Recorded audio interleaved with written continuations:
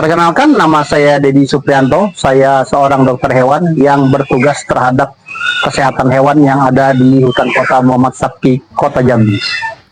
Halo teman-teman dan ibu dosen, pada video ini saya akan mempresentasikan tugas Project Based Learning mengenai analisis dan perencanaan strategi employee resourcing pada UPTD Hutan Kota Taman Hutan Kota Muhammad Sabki. UPTD Hutan Kota Taman Hutan Kota Muhammad Sabki merupakan unit pelaksana teknis daerah yang bergerak di bidang pengelolaan ruang terbuka hijau, wisata edukasi, dan pelestarian lingkungan di Kota Jambi. Hutan Kota Muhammad Sabki memiliki fungsi sebagai tempat rekreasi masyarakat, edukasi lingkungan, serta lokasi berbagai kegiatan publik. Dalam menjalankan operasionalnya, UPTD ini membutuhkan berbagai sumber daya manusia seperti tugas kebersihan, keamanan, pelayanan pengunjung, administrasi, dan pengelola kegiatan. Berdasarkan hasil analisis, proses rekrutmen sumber daya manusia pada UPTD Hutan Kota masih dilakukan sesuai kebutuhan operasional.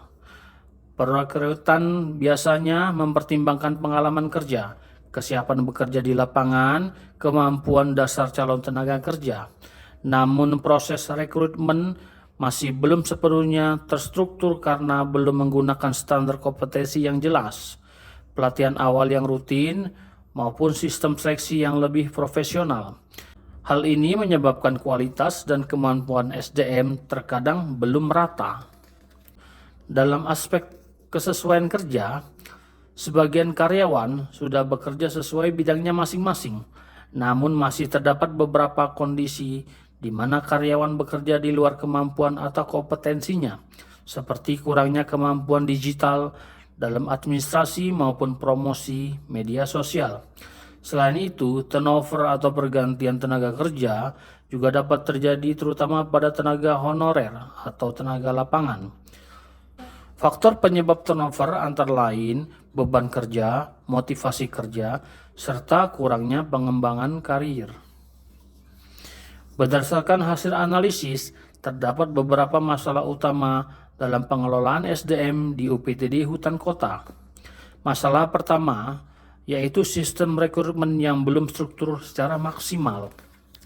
Masalah kedua adalah kurangnya pelatihan dan pengembangan kemampuan karyawan, terutama dalam pelayanan publik dan teknologi digital. Masalah ketiga yaitu penempatan kerja yang belum sepenuhnya sesuai dengan kemampuan tenaga kerja. Selain itu, motivasi kerja dan pengembangan karier karyawan juga masih belum ditingkatkan.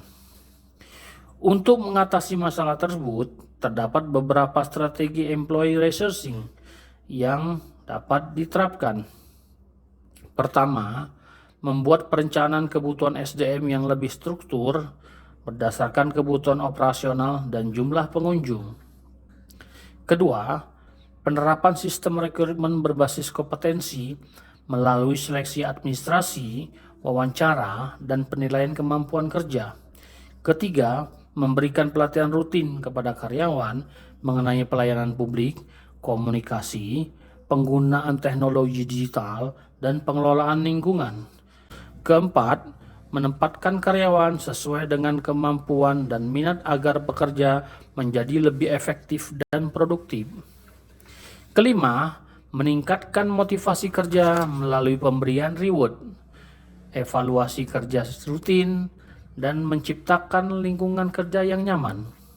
Dengan strategi tersebut, kualitas layanan dan produktivitas organisasi dapat meningkat. Kesimpulannya, employee resourcing strategi memiliki peran penting dalam meningkatkan kualitas sumber daya manusia pada UPTD Hutan Kota Taman Hutan Kota Muhammad Sabki. Pengelolaan SDM yang lebih baik dapat membantu meningkatkan pelayanan kepada masyarakat, efektivitas kerja, dan berkelanjutan dalam mengelola lingkungan.